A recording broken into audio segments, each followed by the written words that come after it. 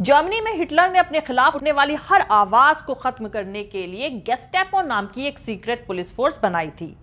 26 अप्रैल 1933 को अपने वजूद में आने वाली यह खुफिया पुलिस नॉर्मल पुलिस की तरह सिर्फ लॉ एंड ऑर्डर मेंटेन करने का काम नहीं करती थी।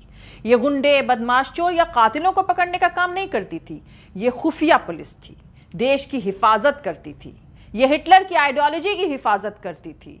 यह हिटलर के खिलाफ आवाज बुलंद करने वाले लोग, जिन्हें गद्दार और देशद्रोही कहा जाता था, उनको ढूंढती थी और फिर उन्हें बेरहमी से खत्म कर देती थी। इसी गेस्टापो सीक्रेट पुलिस का भूत भटकते भटकते शायद भारत में दाखिल हो गया है। हिटलर के बेहद करीब वफादार साथी जनरल हरमन गोरिंग ने गेस्टापो की कमान संभाली हुई थी।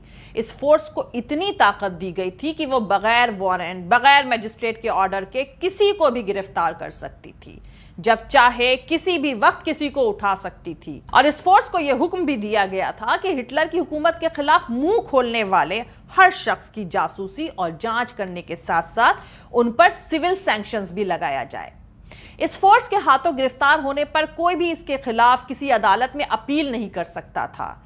गेस्टापो ने हजारों की तादाद में लेफ्टिस्ट, इंटेलेक्चुअल्स, ट्रेड यूनियनवादी, पादरी और यहूदियों को गिरफ्तार करके गायब कर दिया और हजारों को आइसोलेशन में डाल दिया। इस पुलिस या आतंक के माहौल में जर्मनी के लोगों ने सत्ता से सवाल पूछना ही बंद कर दिया था।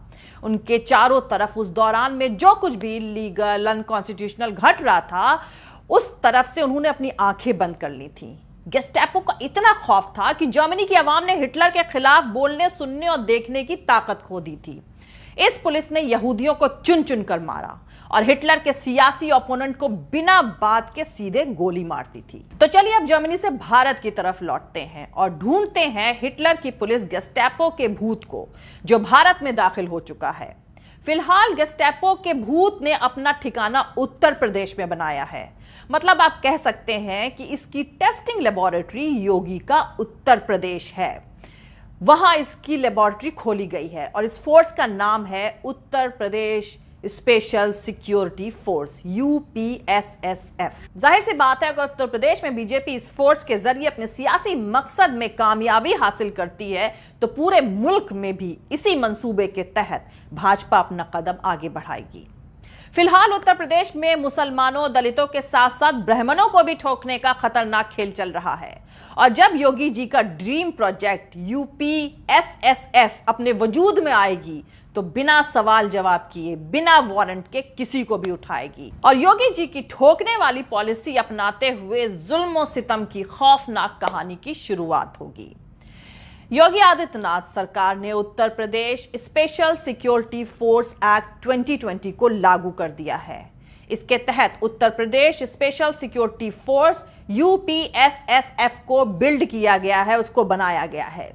उत्तर प्रदेश सरकार की तरफ से रविवार यानी बीते संडे देर रात को कहा गया है कि उत्तर प्रदेश SSF मुख्यमंत्री योगी आदित्यनाथ का ड्रीम प्रोजेक्ट है।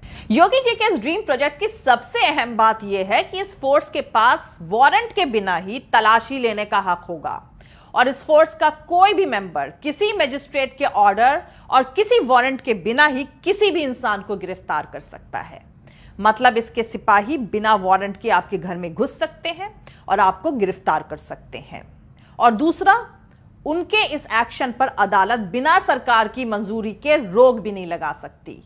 तीसरा, इन्हें पेमेंट देकर कोई भी प्राइवेट उद्योगपति यानी इंडस्ट्रियलिस्ट भी इस फोर्स का इस्तेमाल कर सकता है। मतलब अब इंडस्ट्रियलिस्ट, मजदूर नेताओं और जमीन ना देने वाले किसानों के घर में इस फोर्स को भेज सकते हैं और उन्हें गिरफ्तार करवा सकते हैं। और इन बेचारे किसान और मजदूरों को बचाने के लिए अदालत बीच में नहीं आएगी। इसके अधिकार यानी इसके राइट्स कानून से भी ऊपर होंगे, क्योंकि अदालत भी सरकार की इजाजत के बगैर SSF यानी Uttar Pradesh special security force की किसी भी प्रोसीडिंग में इंटरफेयर नहीं कर सकेगी। जरा सोचिए, अब आपको उत्तर प्रदेश में स्पेशल सिक्योरिटी फोर्स के लोग किसी वारंट के बिना, किसी रिकॉर्ड के बगैर अरेस्ट करेंगे, तो उनको आपको रिहा करने की जरूरत भी नहीं पड़ेगी, क्योंकि वो तो साफ साफ कहा जा सकता है ना कि भैया हमने तो गिरफ्तार ही नहीं किया। बस यही एक लाइन कहकर वो तो फ्री हो जाएंगे। ना कोई सवाल पूछेगा, ना कोई जवाब मिलेगा। भागते रहिए, इधर से उधर खटखटाते रहिए दरवाजे, कुछ नहीं होगा, क्योंकि इंसान को किडनैप करने की प्लानिंग लगभग तैयार हो चुकी है। आपके तमाम कोशिशों के बाद सिर्फ इतना होगा कि लोकल थाने में गुमशुदगी की रिपोर्ट दर्ज कर ली जाएगी। जाहिर सी बात है, हुकूमत के इशारे पर गलती से भी पकड़ लिए गए लोगों को जिंदा रिहा करने की कोई कंपल्शन, कोई प्रेशर नहीं होगा। और शुरू में इस तरीके से गिरफ्तार किए गए लोगों में सबसे ज्यादा मुसलमान और दलित होंगे। मुसलमान पहले निशाने पर इसलिए होंगे क्योंकि दाढ़ी बढ़ा रहे मुखिया तो पहले ही कह चुके हैं कि गद्दारों को उनके कपड़ों से पहचाना जा सकता है। तो दोस्तों, योगी जी के इस ड्रीम प्रोजेक्ट के तहत उत्तर प्रदेश में जो नई पुलिस फोर्स बनाई जा रही है, वो एक सियासी मकसद हासिल करने का भाजपा का एक छोटा सा एक्सपेरिमेंट है। अगर भाजपा इसमें कामयाब होती है तो देश में आने वाले वक्त में बहुत कुछ बदलने वाला है।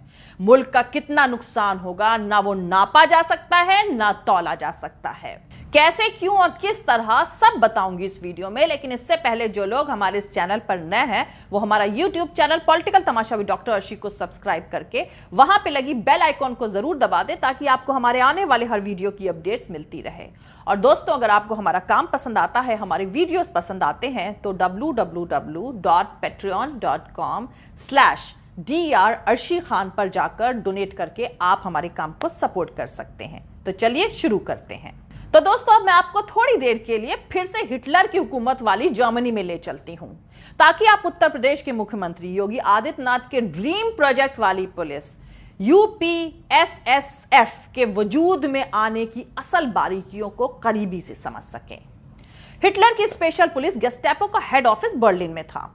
हिटलर की इस पुलिस को किसी भी शख्स को सिर्फ शक के बिना पर गिरफ्तार करने का हक हासिल था। इस पुलिस फोर्स ने पादरियों को सख्त डायरेक्शन दिया था कि वो हिटलर की हुकूमत के खिलाफ कुछ भी ना बोलें। उसके बाद जर्मनी के एजुकेशन सिस्टम की देख रेख कर रहे लोगों को हिटलरी पैगाम जारी किया गया कि नाटसीवाद से जुड़े नेताओं को भगवान, खुदा या देवता की तरह वर्शिप मतलब पूजने का काम एजुकेशन के तहत अंजाम तक पहुंचाया जाए। उन्होंने अपने इस मकसद को हासिल करने के लिए देश के बाहर और मुल्क के अंदर दुश्मनों को पहचानने का एक प्रोपेगेंडा चलाया।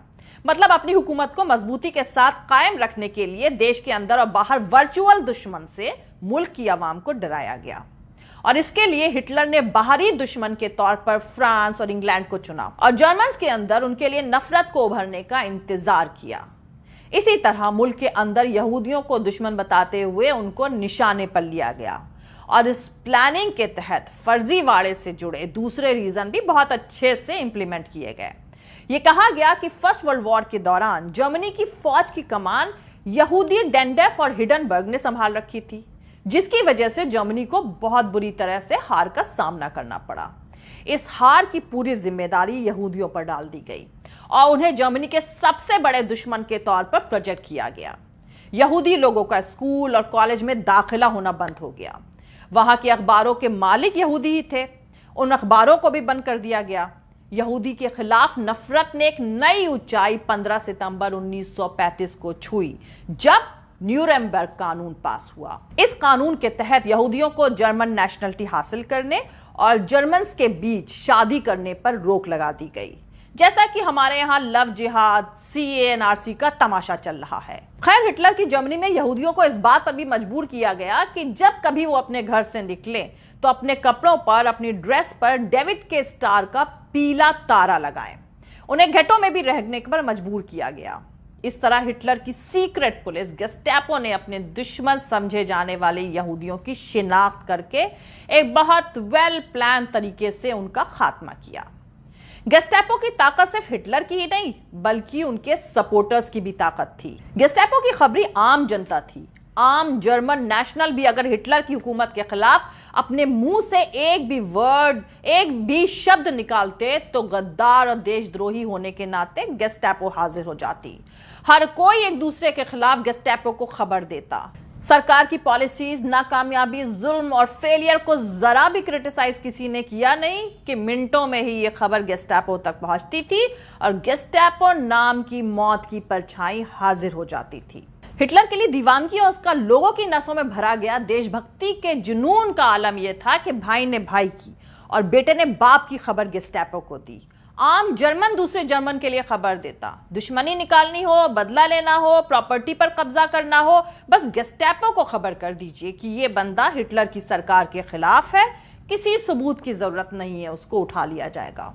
और उसका जिंदा लौट के वापस आना $1 मिलियन की लॉटरी निकलने के बराबर था।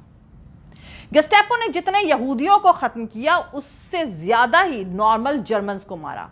हालांकि मारने जैसे वर्ड का यहां पर इस्तेमाल करना ठीक नहीं होगा, हम बस ये कह सकते हैं कि उठा लिए गए और फिर कभी वो लोग वापस नहीं लौटे। जर्मनी में पुलिस फोर्स का सियासी एक्सपेरिमेंट हिटलर को तानाशाह बनाने में काफी मददगार साबित हुआ। पुलिस का वही चेहरा भारत में भी उभर रहा है। कोविड की आड़ में सियासी ओपोनेंट को लगातार जेल में डालने का सिलसिला जारी है। दिल्ली में दंगों के दौरान मोदी सरकार की पुलिस का चेहरा बहुत हद तक बेनकाब हुआ है। अब उत्तर प्रदेश में स्पेशल सिक्योरिटी फोर्स बनाकर डेमोक्रेसी की जड़ों को हिलाने का एक नया एक्सपेरिमेंट शुरू होने जा रहा है। अभी तक तो आंखों के सामने गाड़ियां पलटकर एनकाउंटर हो रहे हैं। अब आपके भाई, चचा, ताऊ, पिता, पति उठा लिए जाएंगे बगैर किसी दस्तावेज के, बगैर कोई इल्जाम के। आपके लोकल थाने नेता अफसर को भी पता नहीं चलेगा। अब देशभक्त सरकार ने किडनैपिंग को लीगलाइज कर दिया है। अब थालियां जरा जोर और जोश से बजनी चाहिए। जय हिंद, सत्यमेव जयते, अल्लाह हाफिज। दोस्तों, हमारा पूरा वीडियो और दूसरे और वीडियोस देखने के लिए हमारा YouTube channel political Tamasha with doctor Arshi को सब्सक्राइब करके वहां पे लगी बेल आइकॉन को जरूर दबा दें, ताकि आपको हमारे आने वाले हर वीडियो की अपडेट्स मिलती रहे। और दोस्तों, अगर आपको हमारा काम पसंद आता है, हमारे वीडियोस पसंद आते हैं, तो www.patreon.com/Dr अर्शी खान पर जाकर डोनेट करके आप हमारे काम को सपोर्ट कर सकते हैं। आप हमें फॉलो भी कर सकते हैं हमारे ट्विटर, इंस्टाग्राम और फेसबुक पेज पर। और दोस्तों, अगर आपको हमारा वीडियो पसंद आता है तो लाइक और शेयर करना हरगिज नहीं भूलें। थैंक यू, मिलते हैं अगले वीडियो में।